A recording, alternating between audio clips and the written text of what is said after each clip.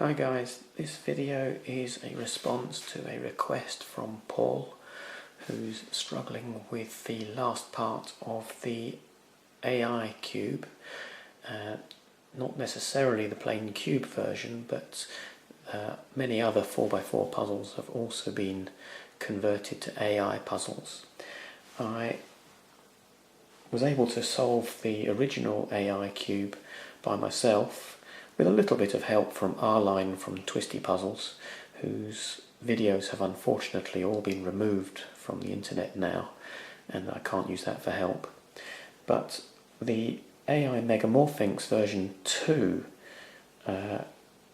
was particularly difficult because there was so much trouble orienting the centerpieces. So I eventually looked at a solution from SuperAntonioVivaldi, and he explained it in a very turgid way, and I just couldn't follow it. And eventually, after a couple of days of writing things down and working things out, following his video very, very slowly, I eventually managed to get it into something that was more understandable to a simpleton like me. I think other people have also struggled, so I'm going to show my simplistic way of doing it. Of course, the whole problem with these is that you cannot solve anything using these turns. The only face turn that you can do is the top. The rest have to be done by orientating the 2x2 blocks and then doing top turns. Unlike on an ordinary 4x4, where using what SuperAntonioVivaldi calls the swinging U, you can actually quite easily move these centerpieces wherever you want to, because you're free to do slice turns. So for example, if I do that, so a swinging U as he calls it, what I have done is I've moved this piece up to here, that piece to there, and that piece to there. If I do it again, like that, it's gone around a second time, and again a third time. And using this, a center's last solution to more or less any cubic puzzle is actually quite easy. But of course you cannot do that on this because slice turns aren't possible. So what you end up having to do is work out how to pair up pieces of these effective trapped sliced pieces and manipulating them as a bunch. And that gets very, very difficult when you're down to the last 2 or 3 of them. And R-Line certainly had a number of different scenarios which he solved individually. And I must admit, I could never remember those. Now luckily with SuperAntonioVivaldi's technique, it's quite easy to use a single algorithm to move pieces in a certain way, and using that, all you have to do is pre-prepare your 2x2 blocks. So before I start, what I want to do is I want to show you my approach to turning the cubies. The original beginner's technique uses R-I-D-I-R-D, R-I-D-I-R-D to rotate, and you do it once or twice to rotate it clockwise or anti-clockwise. I find that very difficult to follow, so what I want to do is I want to use a specific sequence to turn one clockwise or to turn it anti-clockwise. And here's what I do. So if I want to turn this particular 2x2 block clockwise, then I start with a clockwise turn of it. So it's like that, 2, 3, 4, and again 2, 3, 4. It's up, up, down, down, and it's turned clockwise. If I want to do it again, up, up, down, down, up, up, down, down. So nothing difficult to learn. If I wanted to do it anti-clockwise, so move the orange onto the top, then instead of starting that direction, I start this direction. So it's up, up, down, down, up, up, down, down, and it's turned it anti-clockwise. So in order to turn a 2x2 block in one particular direction, the first move that I make turns it in that direction. So that would be anti-clockwise, or that would be clockwise. And that's the way I do it, rather than having to remember how many RIDIs that I've done. It's just always it's 8 moves, and always starting move is the piece that I want, the direction I want to go in. Sorry, it's getting a bit garbled. So now I'm going to show you what I want to achieve.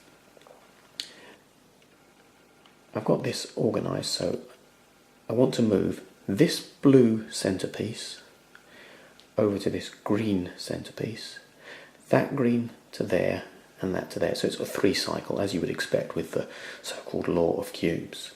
Now, if I didn't want the blue to go there, I could turn this cube first and make the orange over here. Or if I wanted it that blue to go into another blue, I could move this cube onto this place. So preparation is key, and then I have an algorithm that moves 1, 2, 3 and back to 1. And what I do now is I'm going to turn it slightly off to the side just to allow me to be easier to find it easier to move. So what you start with is always start with clockwise. So this piece is going to go clockwise. 1, 2, 3, 4. 1, 2, 3, 4. It's gone clockwise. Then I move the top slice to the other cube here, and then I do an anti-clockwise. So anti-clockwise is going to be that way. 1, 2, 3, 4. 1, 2, 3, 4. And then I move it, the top slice, back again. Next I want to move this piece clockwise. So it's 1, 2, 3, 4. 1, 2, 3, 4. Then I'm going to move it away, and where I've moved it to, I move anti-clockwise. So that's going to be this way, turning first. 1, 2, 3, 4. 1, 2, 3, 4, and then that goes back again. Next, what I want to do is turn this piece clockwise.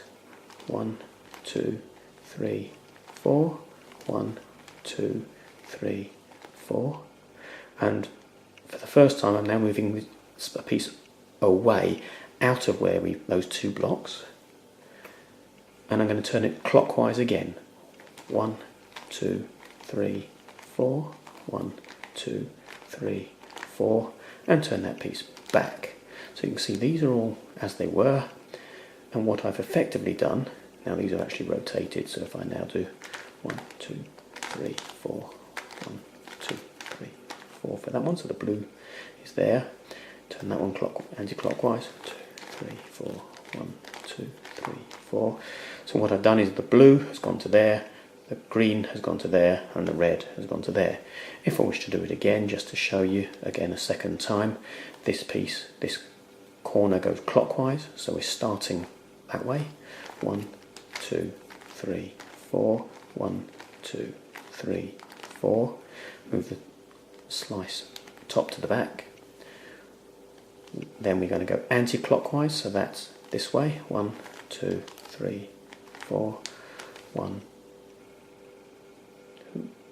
2, 3, 4, and then back again. Then I'm going to start on this piece and go clockwise, so that will be that way. 1, 2, 3, 4. 1, 2, 3, 4.